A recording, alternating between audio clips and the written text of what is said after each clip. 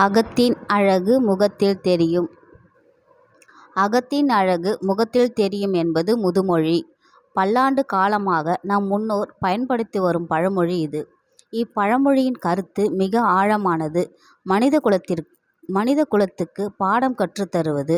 முக அழகு என்பது ஒருவருடைய முக அமைப்பை பொறுத்த விஷயம் மட்டுமல்ல. மூக்கு அழகாக எடுப்பாக, கண்கள் கவர்ச்சியாக, உதடுகள் உணர்ச்சிகளை வெளிப்படுத்த, நெற்றி பிறை நிலா தோற்றம் கொள்ள இருந்துவிட்டால் மட்டும் அந்த முகம் அழகாகிவிடும் என்று கூறுவதில்லை.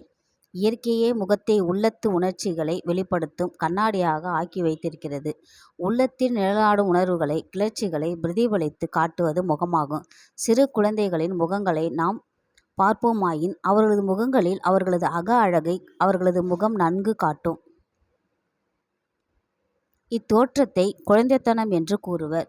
மாசு மறுவற்ற அவர்களது உள் அழகே அவர்களது முகங்களில் பிரதிபலிக்கின்றது. ஆனால் வயது முதிர்ந்தோரின் முக அழகை குழந்தைகளின் முக அழகுடன் ஒப்பிட்டு கூறிவிட முடியாது.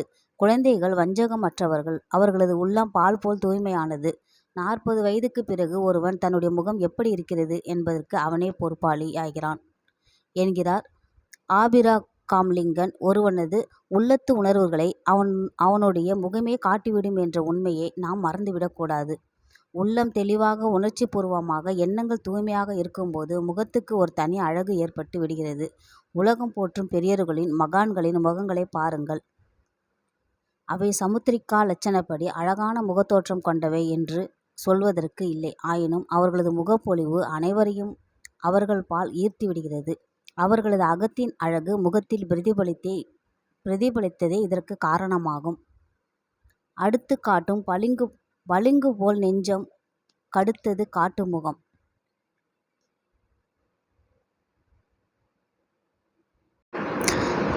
தன்னை அடுத்த பொருளினையுடைய நிறத்தை தானே கொண்டு காட்டும் பளிங்கு போல ஒருவன் நெஞ்சத்து எழும் உணர்வுகளை அவன் முகம்தானே கொண்டு காட்டும் என்கிறார் வள்ளுவர்.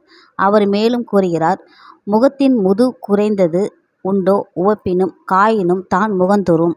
ஒருவனை உவந்தாலும் கோபித்தாலும் முகம் முற்பட்டு அவற்றை காட்டும். ஆதலால் முகம் போல் அறிவுமிக்கது பிறிது எதுவும் இல்லை என்பது இதன் கருத்தாகும். எனவே அகத்தின் அழகை முகமே பிரதிபலிக்கும் என்ற உண்மையினை இதன் மூலம் நாம் உணர்ந்து கொள்ளலாம். ஒப்பனையால் ஒருவர் அழகாகிவிட முடியாது. உள்ள தூய்மையால் மட்டுமே மற்றவர்கள் நேசிக்கின்ற, விரும்புகின்ற அழகை பெற முடியும். இதைத்தான் அகத்தின் அழகு முகத்தில் தெரியும் என்னும் முதுமொழி நமக்கு உணர்த்துகிறது.